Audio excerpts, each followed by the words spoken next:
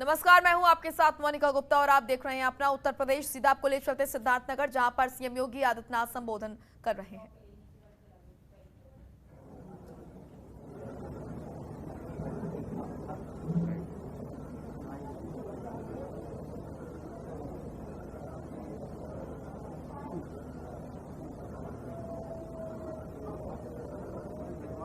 नौगढ़ तहसील जनपद सिद्धार्थनगर के डोमरियागंज, इटवा, शोहरतगढ़, बांसी और नौगढ़, ये 5 तहसील वर्तमान में बाढ़ से प्रभावित। जिनमें डोमरियागंज और नौगढ़ तहसील सर्वाधिक प्रभावित है। जनपद की लगभग 2 लाख की आबादी बाढ़ से प्रभावित है, जिनमें सर्वाधिक डोमरियागंज और नौगढ़ तहसील है। बाढ़ पीड़ित सभी परिवारों को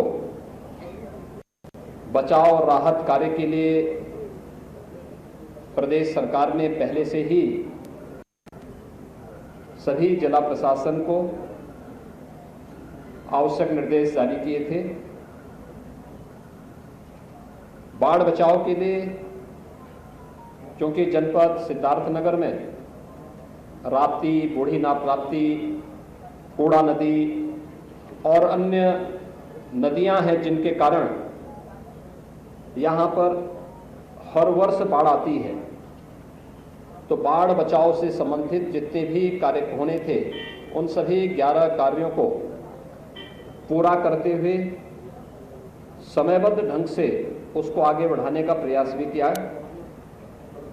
लेकिन पिछले 12-15 दिनों से लगातार बारिश के कारण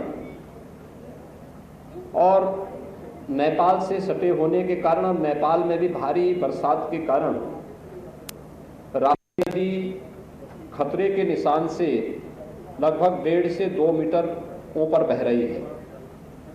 ऐसे ही बूढ़ी राप्ती, कूड़ा नदी और भी अन्य जो भी छोटी बड़ी नदियां हैं, उन सब में जलस्तर खतरे के निशान से ऊपर होने के कारण एक बड़ी आबादी इस बाढ़ की चपेट में आई है। प्रदेश सरकार ने पहले से इस चीज को सुनिश्चित किया कि पीड़ित परिवारों को समय से बचाव और राहत कार्य के लिए हम लोग व्यवस्था करें।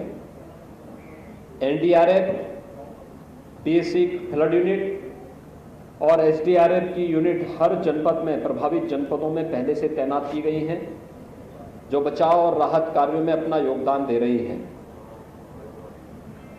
जनपद के अंदर, शोहरतगढ़ जनपद के अंदर लगभग 75 से 80 हजार की आबादी डोमरियागंज जनपद में, डोमरियागंज तहसील में, और इतनी ही आबादी नौगढ़ तहसील में बाढ़ से प्रभावित है। बाढ़ प्रभावित इन सभी परिवारों को पर्याप्त मात्रा में खाद्यान्न मिल सके, ड्राई राशन, जिनमें 10 किलो चावल, 10 किलो आटा, 2 किलो अरहर की दाल, नमक, हल्दी, मिर्च मसाला, धनिया, रिफाइंड तेल और 10 किलो आलू के साथ ही लाई, चना, गुड़,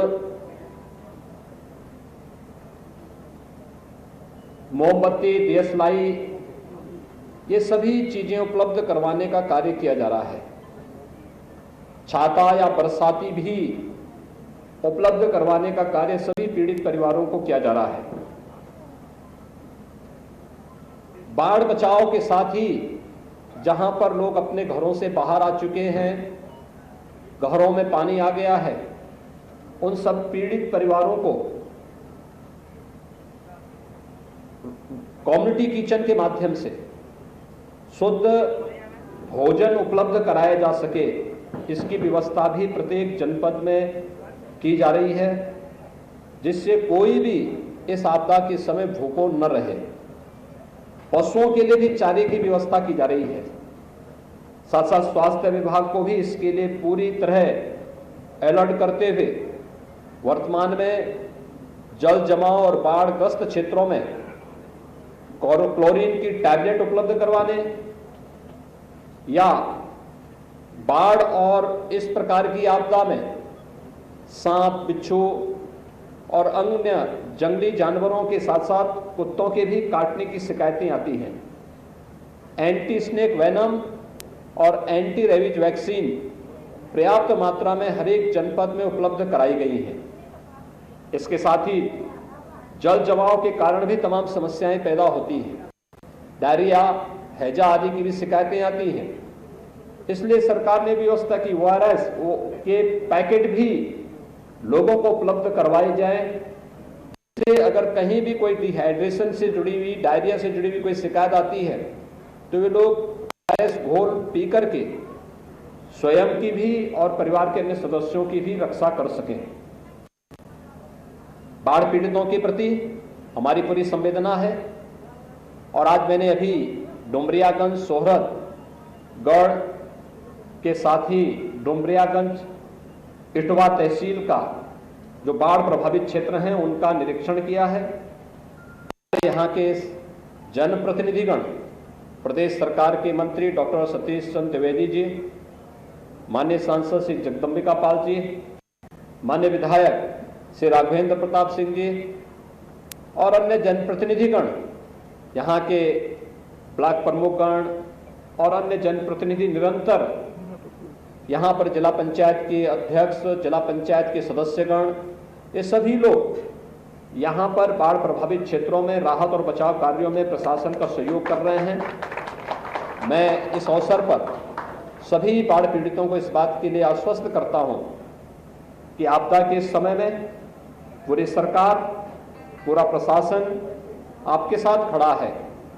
हर संभव सहयोग हर एक बाढ़ पीड़ित को करेगा। और मैं आह्वान करूंगा सभी का, जनप्रतिनिधियों का, प्रशासन का, आम जनमानस का भी, कि बाढ़ के बाद तमाम जल जनित और विषाणु जनित बीमारियों को भी खतरे बनेंगे। 5 सितंबर से 12 सितंबर तक एक विशेष अभियान चल रहा है स्वच्छता, सैनिटाइजेशन, फॉगिंग का। स्वास्थ्य विभाग, नगर विकास विभाग, ग्राम्य विकास और पंचायती राज विभाग, शिक्षा, बाल विकास और महिला कल्याण विभाग, ये सभी इसके साथ जुड़ेंगे। इसमें स्वच्छता और सैनिटाइजेशन के माध्यम से, शुद्ध पेयजल की आपूर्ति के बारे में जागरूकता के माध्यम से, उन तमाम प्रकार की बीमारियों से, चाहे इंसेफ्लाइटिस हो, डेंगू, मलेरिया, अन्य तमाम ऐसी बीमारियों से बचाव के लिए भी विशेष अभियान प्रारंभ हो रहा है। सभी इसके साथ सहभागी बने और हर एक नागरिक का जीवन हमारे लिए अमूल्य है। उसे बचाने के लिए राहत और बचाव कार्य को युद्ध स्तर पर आगे बढ़ाते हुए संभावित बीमारियों से बचाव के लिए अभी से तैयारी हर एक स्तर पर प्रारंभ हो। यहाँ पर संतोषजनक ढंग से सभी कार्यक्रम चल रहे हैं। जितने भी बाढ़ पीड़ित यहाँ पर आए हैं, प्रशासन इस बात को सुनिश्चित करेगा कि वे सुरक्षित अपने घरों तक पहुँच जाएं। जहाँ घरों के अंदर पानी आ गया है, उन सभी पीड़ित परिवारों को सुरक्षित शरणस्थल, किसी शरणालय में लेकर के उन्हें वहाँ पर हर प्रकार की सुविधा उपलब्ध करवाई जाए। जिन पीड़ित परिवारों पे मकान क्षतिग्रस्त हो गए हैं, उन्हें अनुमन्य धनराशि उपलब्ध करवाएं।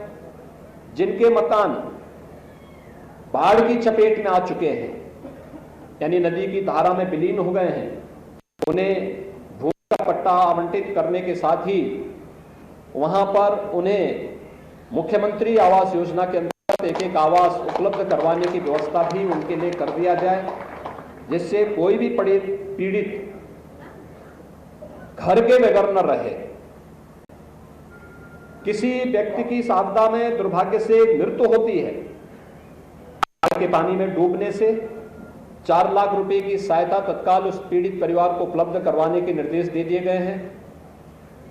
किसी के अंग भंग होता है, उस परिवार को किसी हिंसक जानवर या सांप के काटने से भी कोई व्यक्ति असमय कालकलवित होता है, उस परिवार को भी तत्काल 4 लाख रुपए की सहायता उपलब्ध करवाने के निर्देश दिए हैं। किसी का कोई पालतू पशु, भैंस, गाय, घोड़ा, बकरी बाढ़ की चपेट में आकर के मर जाते हैं, उन्हें भी आर्थिक सहायता देने के लिए प्रशासन को निर्देश दिए गए हैं, जिससे पीड़ित परिवारों को भटकना न पड़े। पालतू जानवरों के लिए चारे की व्यवस्था के लिए भी प्रशासन को आवश्यक निर्देश दिए गए हैं। मुझे विश्वास है कि सभी लोग मिलकर के इस आपदा का सामना करेंगे और प्रशासन और जनप्रतिनिधि मिलकर के आम जनमानस की सेवा करते हुए हर एक व्यक्ति को राहत देंगे। मैं इस बात के लिए भी आश्वस्त करूंगा आप सबको कि जितने भी क्षेत्र बाढ़ से प्रभावित हैं, यहां पर बड़ी पैमाने पर फसल को भी नुकसान पहुंचा है। उन सभी लोगों को हम लोग फसल के लिए अभी से सर्वेक्षण करने और सर्वेक्षण के साथ ही उन लोगों को भी मुआवजा उपलब्ध कराने के लिए, फसल का मुआवजा भी सभी पीड़ित परिवारों को उपलब्ध करवाने के लिए प्रशासन को निर्देश दिए गए हैं। ये सभी कार्यक्रम समयबद्ध ढंग से आगे बढ़ने चाहिए, जिससे हर एक पीड़ित व्यक्ति के साथ शासन प्रशासन की सहानुभूति उसके साथ जुड़ते हुए उसे अधिक से अधिक राहत उपलब्ध कराया जा सके। धन्यवाद जी। सीएम योगी आदित्यनाथ को सुन रहे थे आप, जिन्होंने बाढ़ प्रभावित इलाकों का सर्वेक्षण किया और उसके बाद उन्होंने बताया कि किस तरीके से जो प्रदेश सरकार है वो प्रयासरत है कि बाढ़ प्रभावित क्षेत्रों में जो लोग बाढ़ से प्रभावित हुए हैं उनकी मदद, हर संभव मदद उनकी की जाए, किसी भी तरह की कोई दिक्कत ना होने पाए। ऐसे में उन्होंने तमाम बातें बताई कि किस तरीके से लोगों तक मदद पहुंचाई जा रही है और प्रदेश सरकार इन लोगों के साथ है जो कि बाढ़ से प्रभावित हुए हैं। बचाव और राहत कार्य तेजी से चल रहे हैं। साथ ही साथ पशुओं के चारे की भी उन्होंने बात कही, किस तरीके से पशुओं के चारे की व्यवस्था भी की जा रही है। खबरों के निष्पक्ष विश्लेषण के लिए सब्सक्राइब करें Jantantra TV and press the bell icon. Never miss any update.